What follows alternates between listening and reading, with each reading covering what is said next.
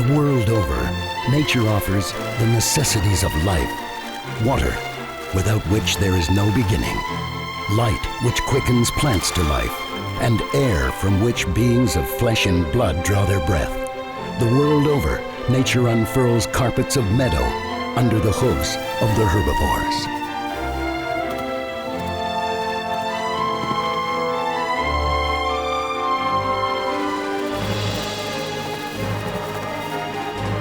Everywhere prey must fear predator. Everywhere life gives and takes away.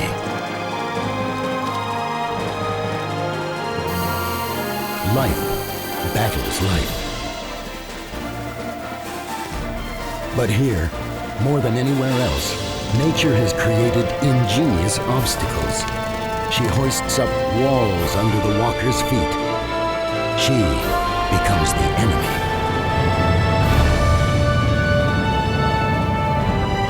She devours the souls of pioneers. Between two summers, she raises the barricade of winter. Between two abundances, the barricade of scarcity.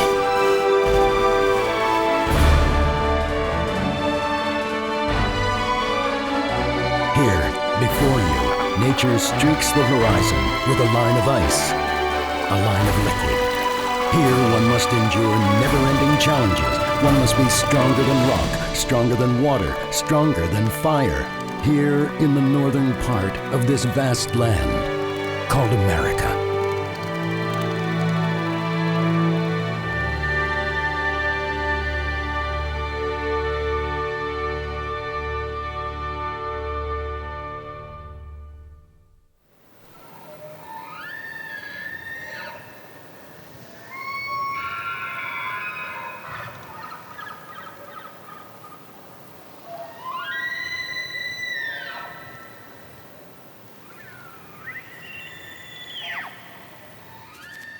The call of the males could very well shatter the Rocky Mountains, but the female elk wouldn't notice. They hurry only to devour the dying grass and the first dry leaves falling to the ground. A young male approaches the edge of the herd. The females seem vulnerable to him because their leader is not there to protect them. His voice calls in the distance, but a voice cannot wound or kill.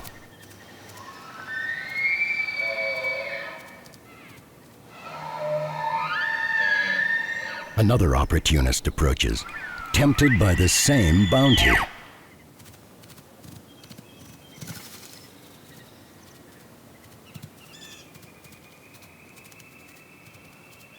During the summer, they gained weight and might. Their crowns of antlers are more powerful. Now they intend to show their strength, to prove they would be capable, if necessary, of fighting to exhaustion.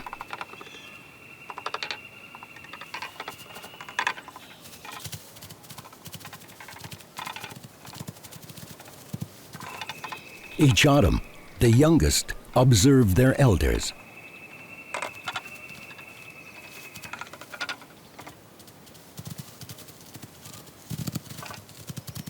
When the mock fighting intensifies, the observers also give it a try.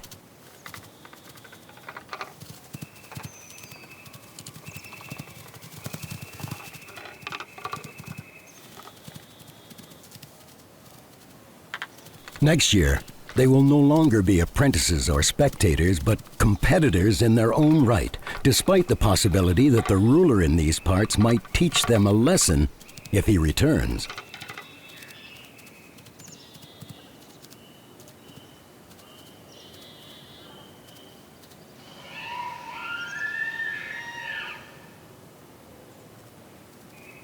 One of the young males has taken the upper hand. All he has to do is trot from one female to another and take his pick.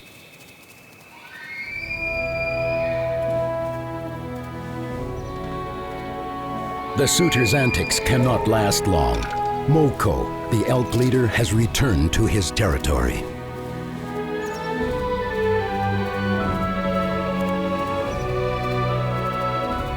One of the youngsters hasn't noticed that his time is up. The call of the large dominant male puts him in his place.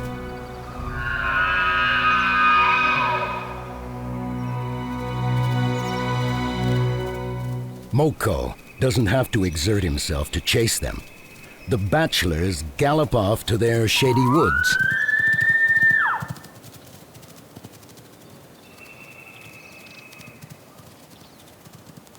Moko means autumn in the language of the Shawnee, who named the species wapiti, or elk. And it is indeed in autumn, the mating season, that Moko displays his power over the herd that he has conquered. He expresses it with the loudest call of all, and by the spray of urine with which he marks his territory.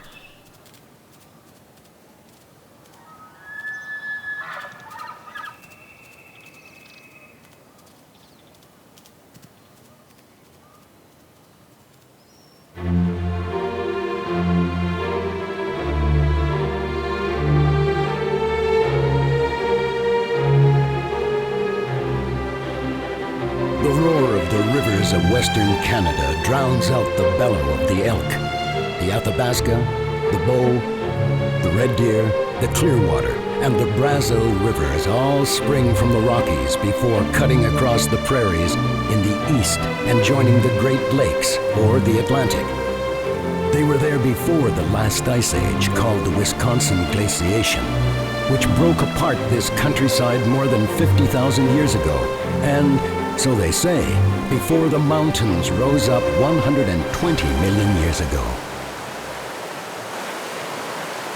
Since the summer began, the salmon have been swimming upstream, covering more than 6 kilometers a day. They've braved waterfalls and rapids. They've even jumped over rocks 4 meters high. They've pushed themselves to the limit to spawn in the same rivers as their ancestors.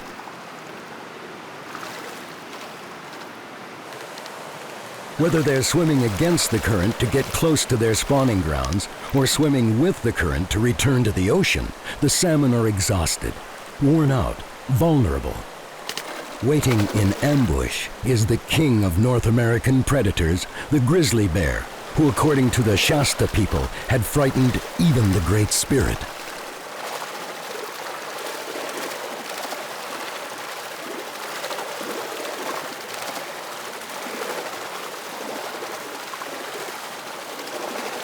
The grizzly is the second largest and most ferocious carnivore of the continent, following his cousin, the polar bear.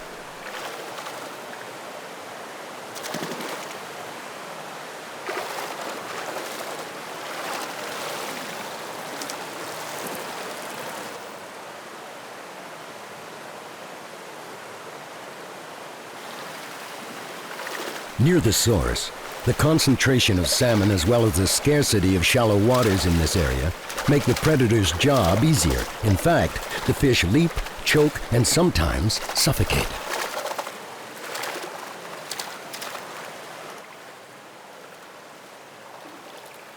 This is when the grizzly we'll call Takara will demonstrate in a few seconds the intelligence that characterizes his species and his talents as a biologist.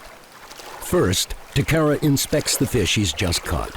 He examines it carefully and determines with confidence the sex of his prey. It's a male, so Takara throws it back.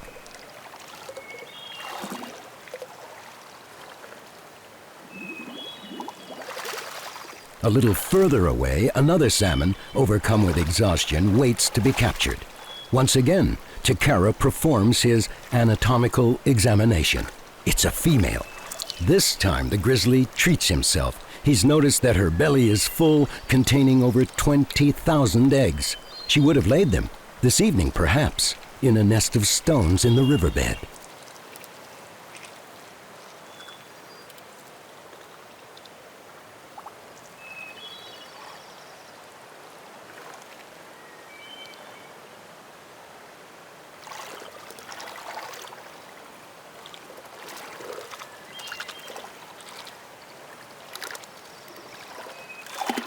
Instinct commands Takara to eat as much of this excellent meal as he can before winter forces him to go on a diet.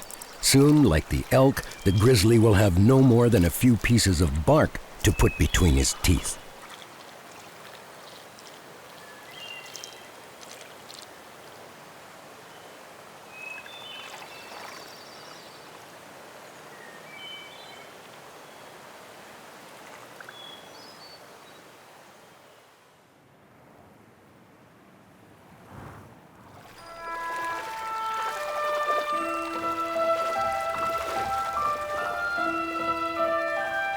It's the season when life begins to change course.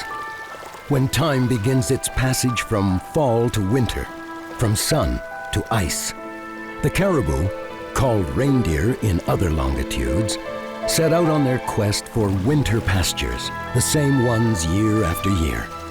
The scouts will determine the route to take, which varies from season to season. The group will follow. Contrary to the laws of spring migration, the males and females now travel together. The caribou all sport antlers, some longer and some shorter, depending on the sex of the animals. And they all brave the currents with the same enthusiasm.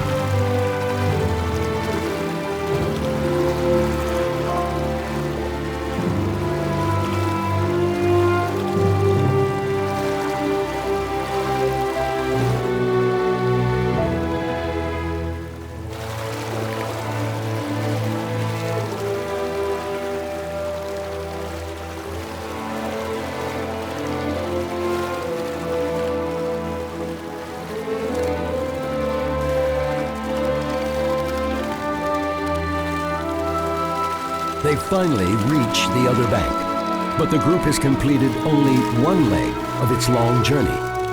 Others will soon join them, forming together one of those large herds which helps ensure their survival, the caribou being a highly social mammal.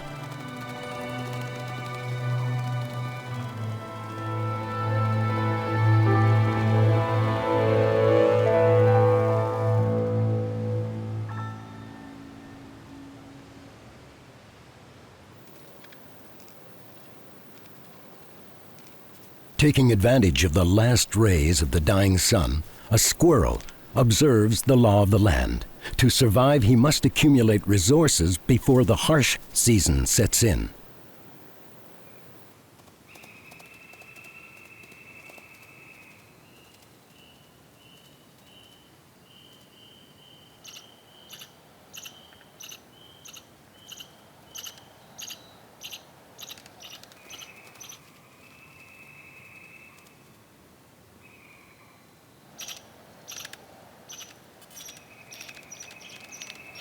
A passing lynx frightens the rodent because they sometimes climb the same trees, and such an encounter is hardly desirable.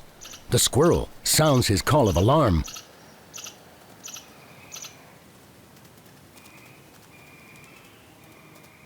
On this day, the lynx doesn't have much of an appetite. The season works in his favor. His usual prey, such as large birds, hares, and young cervids, are fattened up, and they fill his needs beyond his digestive capacity.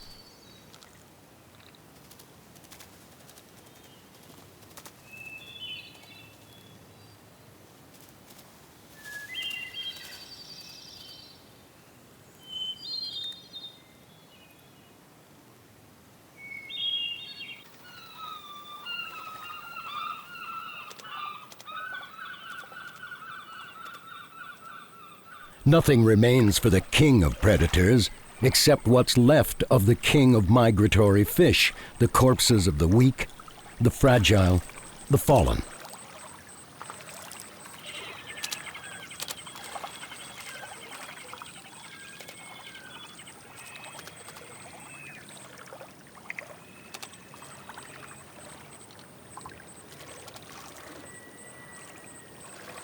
Their flesh has already decomposed, and Takara the grizzly can no longer be picky. He takes what he can get. He pecks like a contemptuous and tired gourmet, with less haste than the birds who in a few days will be famished.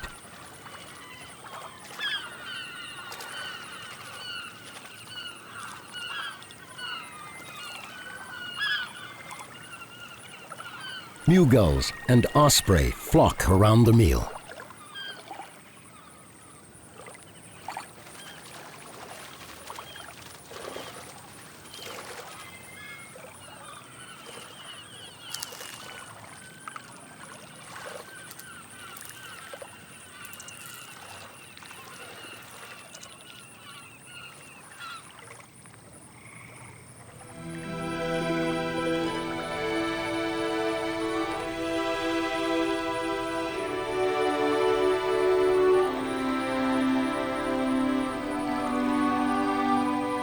As time passes, the days shorten, a sign that autumn will soon be doomed. Starting in November, a day in this part of the Canadian Rocky Mountains lasts no longer than 9 hours.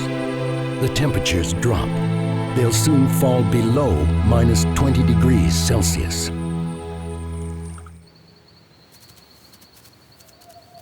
Meanwhile, Moko, the elk, has only a couple of days left to impregnate the few females of his harem that were spared during his autumn fever.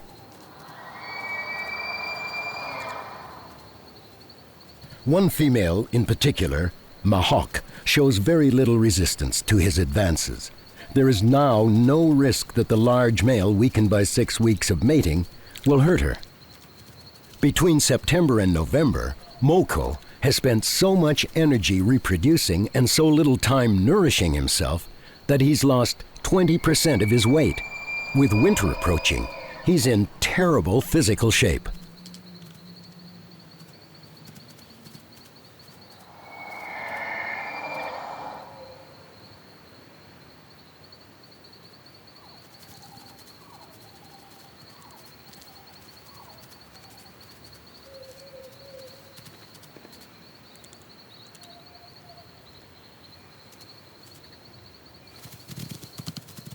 But Moko still has enough strength to show his power and scare off envious males of a lower status without physical confrontation, even if they are more rested than he. The best example being his impressive jets of urine.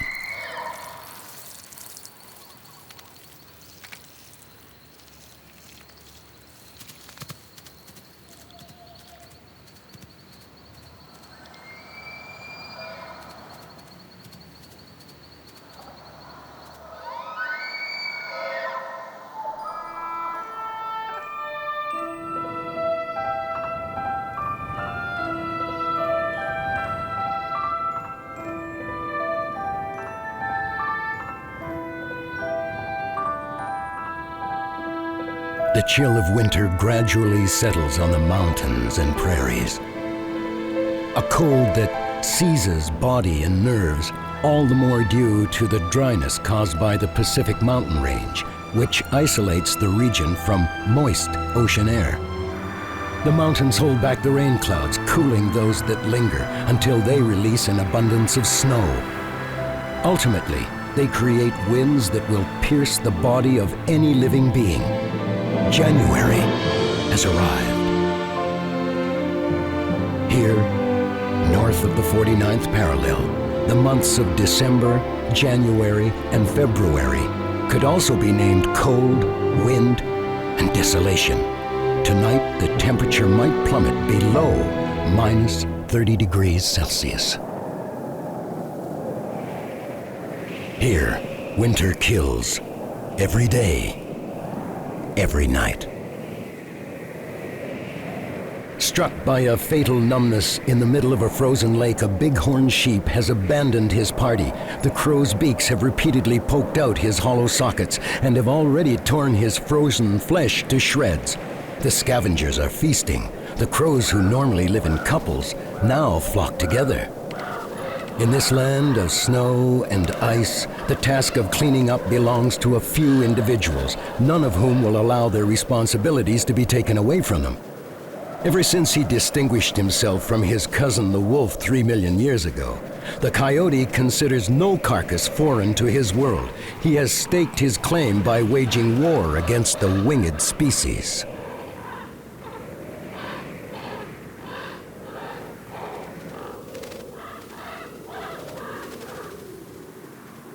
Abisi is a young 4-year-old male determined to fight. His presence causes the crows to scatter.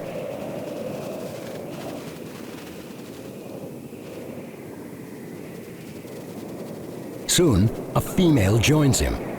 The coyote is inclined towards monogamy, and couples usually stay together for several years.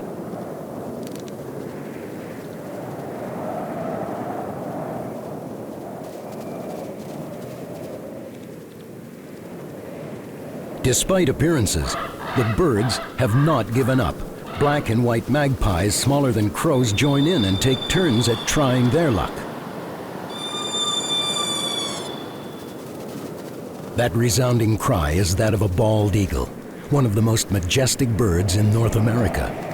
The bald eagle often chooses the nearby lake areas for habitat because his diet includes many little mammals as well as aquatic birds or fish which he captures on the surface of the water. His presence above them, as well as that of the imminent arrival of his mate, agitates both the magpies and the crows, concerned that they will again be robbed of their spoils, this time by the Lord of the Skies. The pressure on the coyotes keeps growing.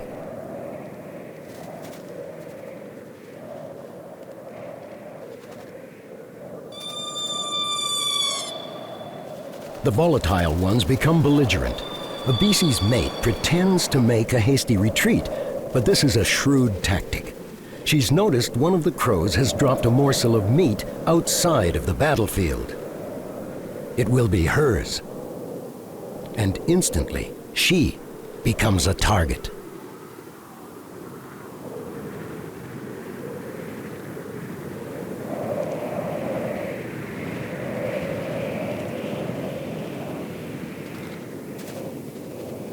She gives up and decides to rejoin her companion.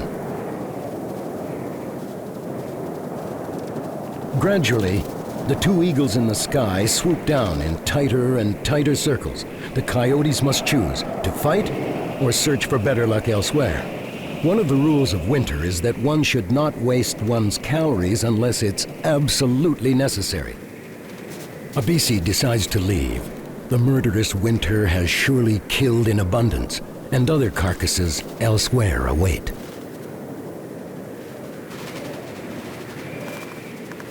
The bald eagles land on the spot abandoned by the coyotes. This is the signal for the freeloaders, the unlucky ones, and other nibblers to leave.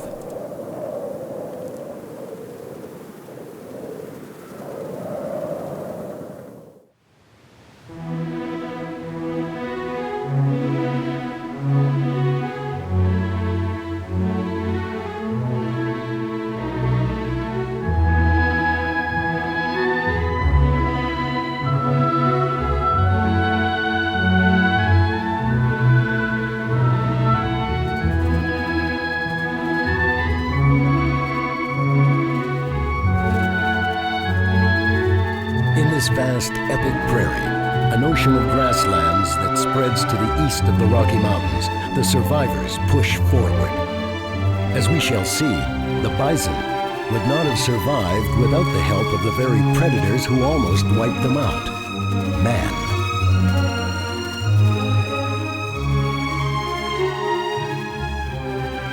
Today, the herd, under the pressure of winter, leaves to search for less snowy pastures. A large male walks ahead. His name is Tatanka.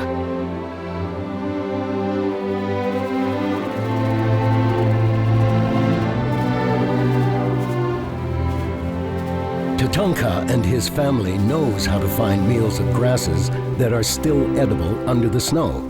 They've faced challenges more serious than hunger.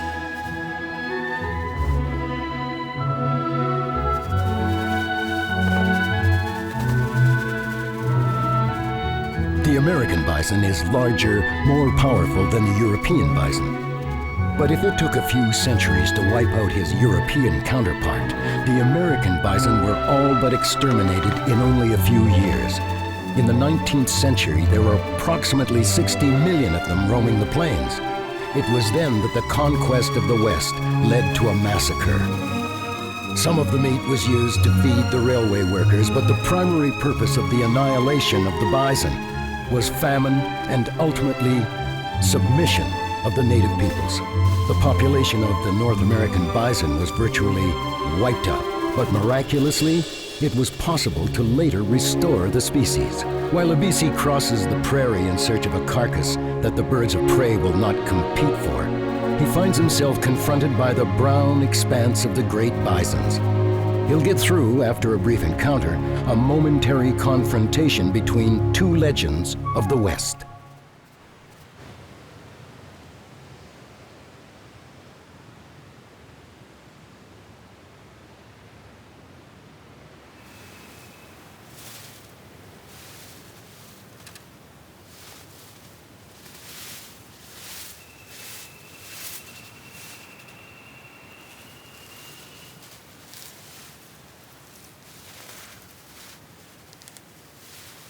Moko, the king of the elk, faces the winter weakened, thin, and exhausted. To regain strength, he has set aside only a few days, too few between the mating season and the brutal drop in temperature. From now on, he'll have to dig under the snow for the grasses and dead leaves that the frost has seized before they rot.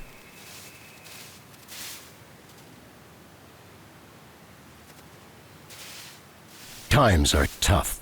Soon the male elk, dispersed throughout the region, won't have more than a few pieces of bark to chew on. They'll have exhausted the resources lying under the blanket of snow, an ocean where only the short-tailed weasel plunges with delight.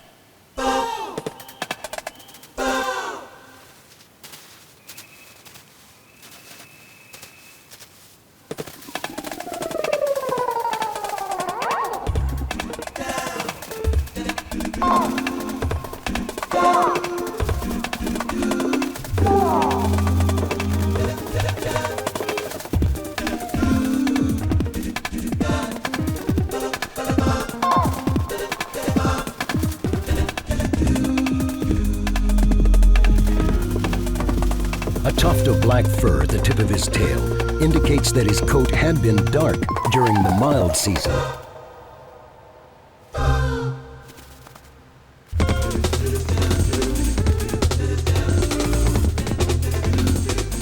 His teeth, if we could see them, reveal the ferociousness of this carnivorous cousin of the weasel, who burrows under the snow into the tunnels and lairs of his prey.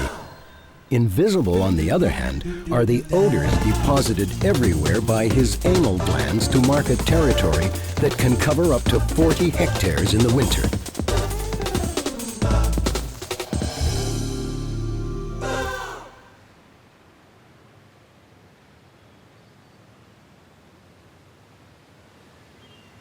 In a lost valley deep in the mountain, one of the ordinary dramas of winter will unfold. A tragedy that will play itself out between earth and sky. On the ground, a field mouse ventures out, a little chilled, in search of some nourishment.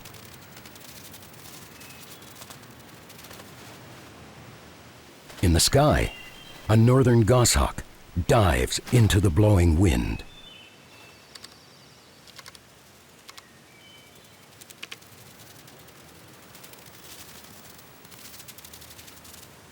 The goshawk is a bird of prey related to the sparrowhawk. Legend has it that he is as crafty as the spirits and as bloodthirsty as all the devils in hell. The bird of prey is an adult male. His hunting technique consists of swooping down on his prey in a brutal, dazzling aerial sprint. The bird can afford, on occasion, to miss his mark. He still has enough resources for a second, more precise attack.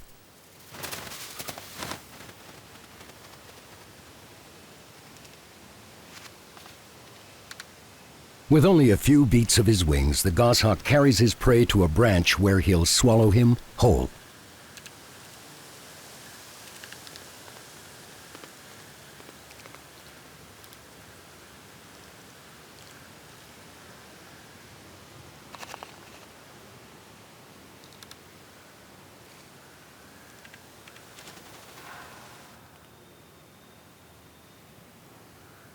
In the dead of winter, Moko's herd of elk returns to the valleys, where the snow, now softer and thinner, is easier to dig.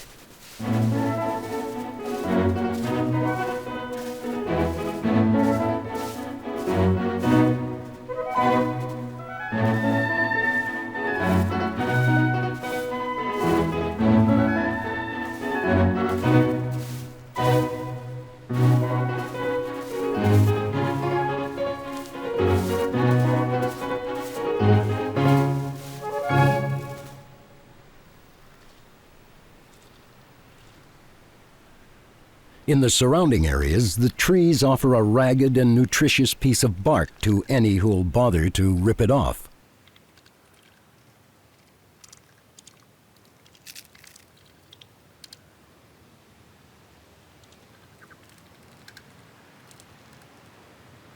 Some of the males have already lost their antlers. These bony structures die each year and take 100 days to grow back again the following spring. It's an extraordinary biochemical feat that their bodies manage to endlessly fabricate throughout their lives more than 300 kilograms of organic matter.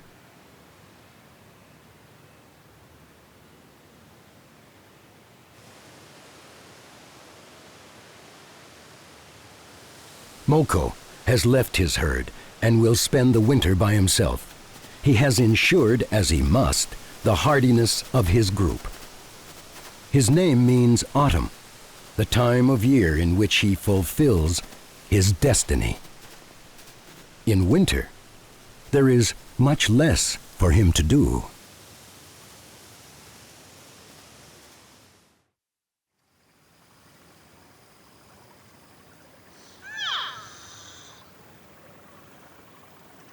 At the top of a tree, a ball of flesh with 30,000 quills is subjected to an aggressive, annoying racket.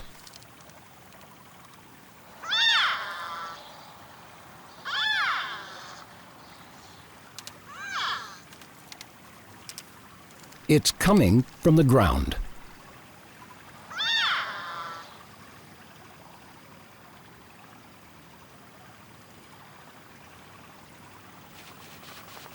A fellow porcupine has decided to disturb Sako's peace.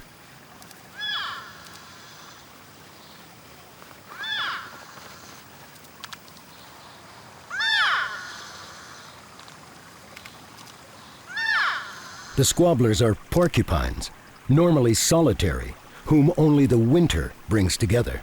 In this season, several of them group around their favorite foods. They usually tolerate and ignore each other.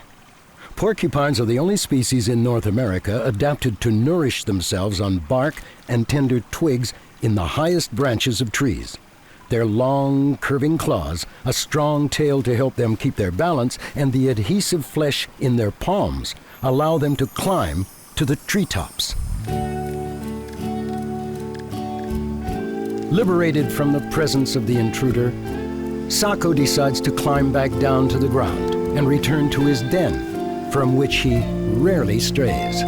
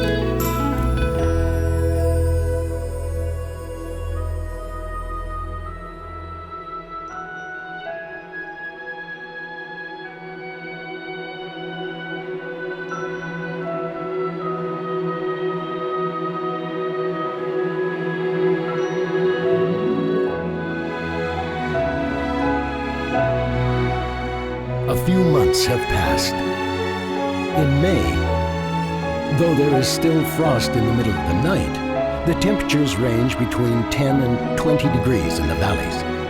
In just a few weeks, the countryside casts off its white coat of enamel, revealing the dark colors of the earth reborn.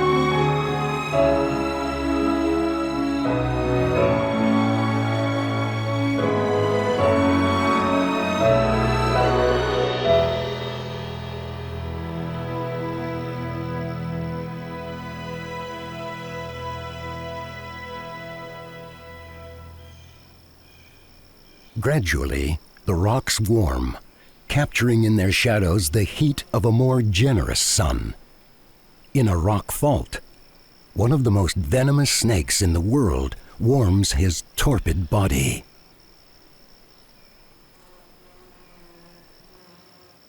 They are called the rattlesnake because of the rings of shell membrane that lengthen their tails, vibrating 40 to 60 times per second and producing a rattling noise when the snake is irritated.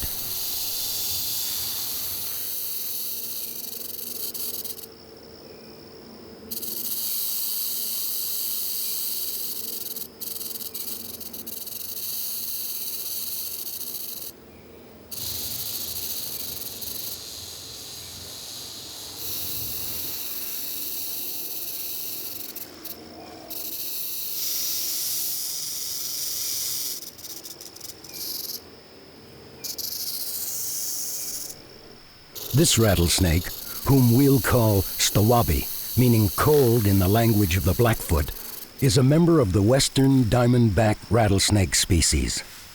His length varies between 1.3 and 1.6 meters. As an adult, he weighs around 6 kilograms. For the field mice, hares, or birds who pass within reach, he is 6 kilos of pure danger.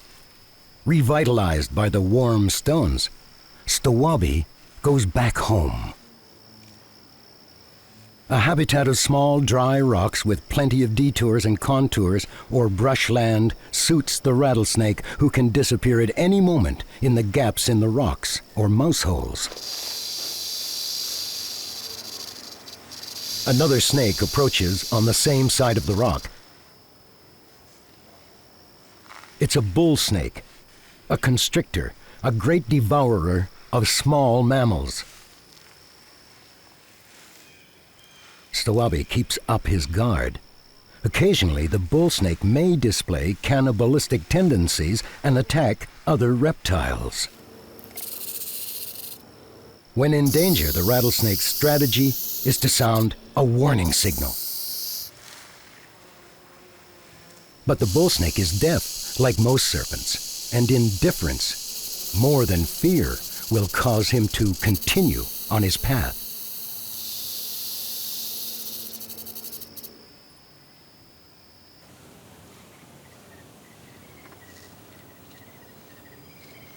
"260 days have passed since Moko, the great elk, impregnated Mahawk. Today, the young female with a swollen stomach seems agitated. Nevertheless, she continues to graze nervously, uncertain about which position to take ever since her contractions began.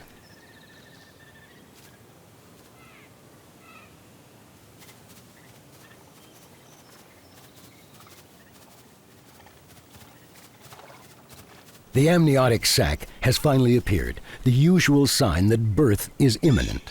While she waits, Mahawk doesn't stop moving, licking the sac or her vaginal area. In some cases, it can take several hours before the mother gives birth.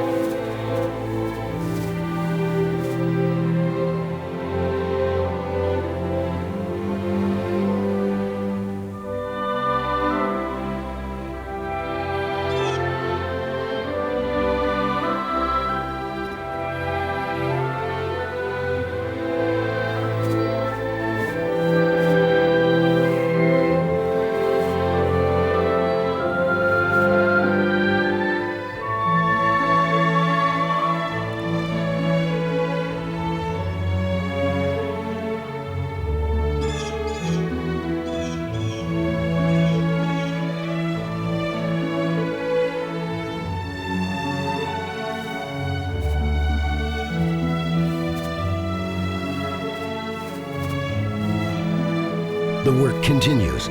The pain lingers on and on. Sometimes Mahawk licks the grass where she has been and on which she's dropped some amniotic fluid for fear that these traces will attract a predator.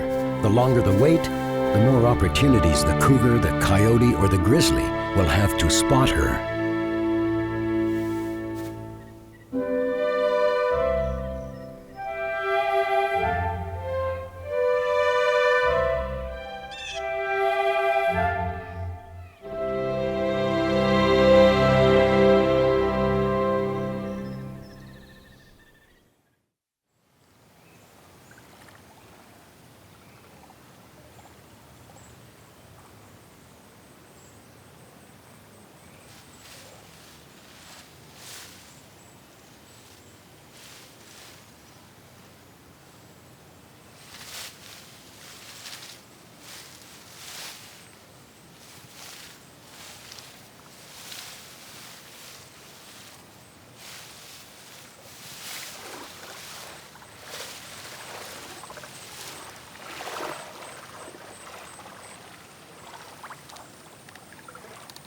lumberjack, and carpenter.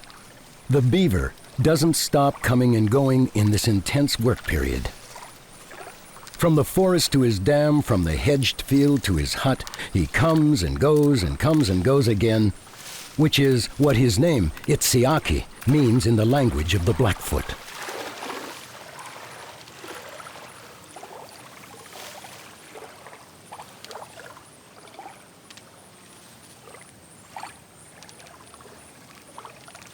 Itsiaki, the male beaver, has started a family.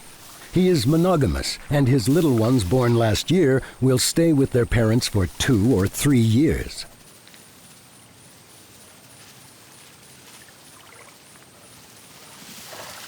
Itsiaki has quite a task before him.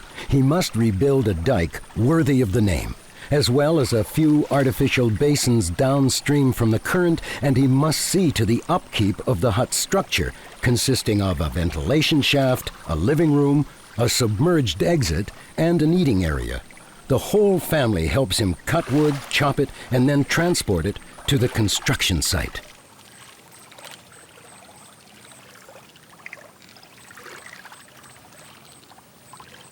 At the end of the winter, it's important that he eat the tender stems growing along the embankments. Their juice and bark satisfy and strengthen his body.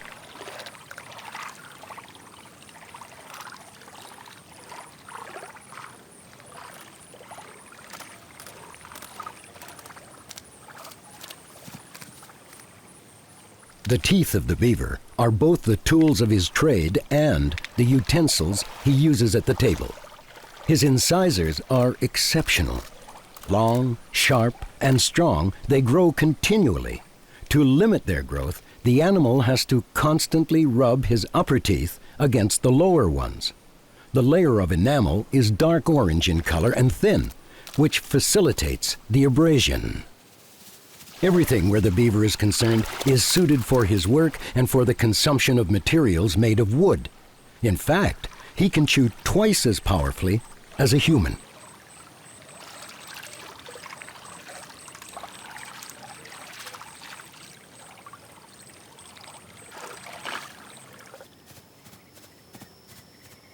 Time passes, but Mahawk has not yet given birth to her little one. The female elk doesn't stop grazing during her efforts, which is characteristic of her species.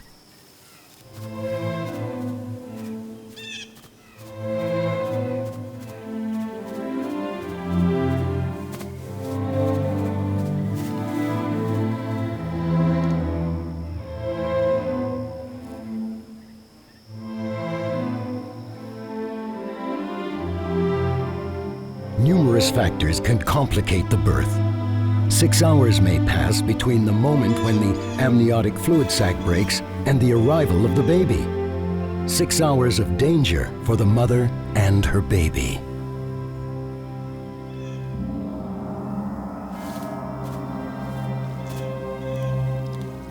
Mahawk is only 3 years old, and it's her first time giving birth. Every minute increases the risk of a stillbirth.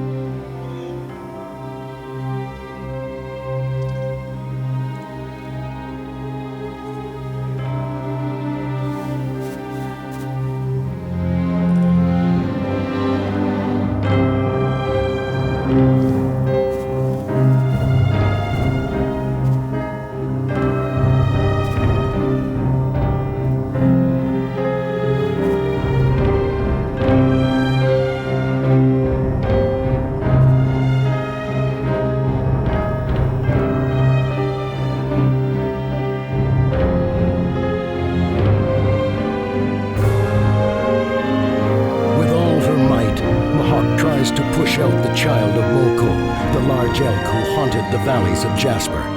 With all her might, she engages in a battle for her own survival. With all her might, but to no avail.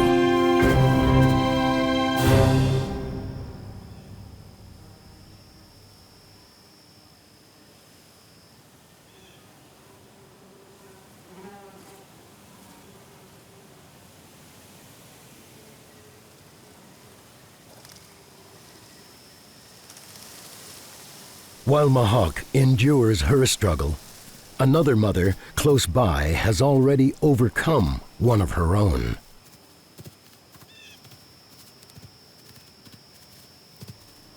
In the colorful evening light, a female moose presents her 3-day-old baby to the world.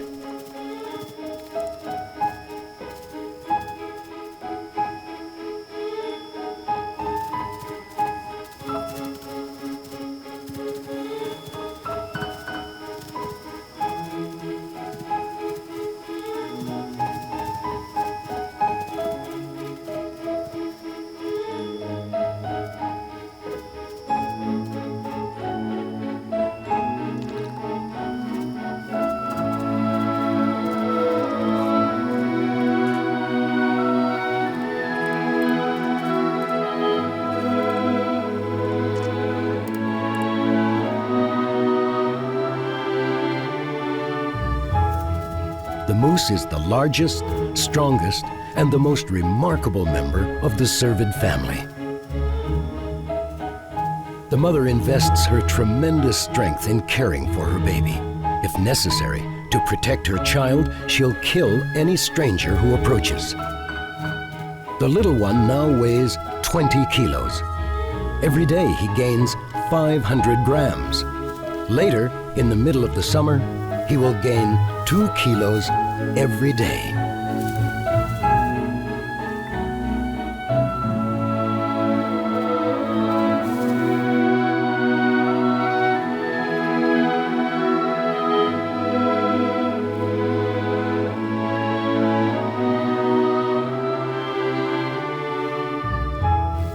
Without his mother, whom he never leaves, the baby moose is nothing.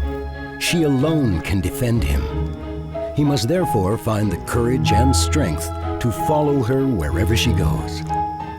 Sometimes he would rather stay and lounge on the soft grass, dozing, taking his time and getting to know the world without hurry or constraint. But he doesn't have a choice.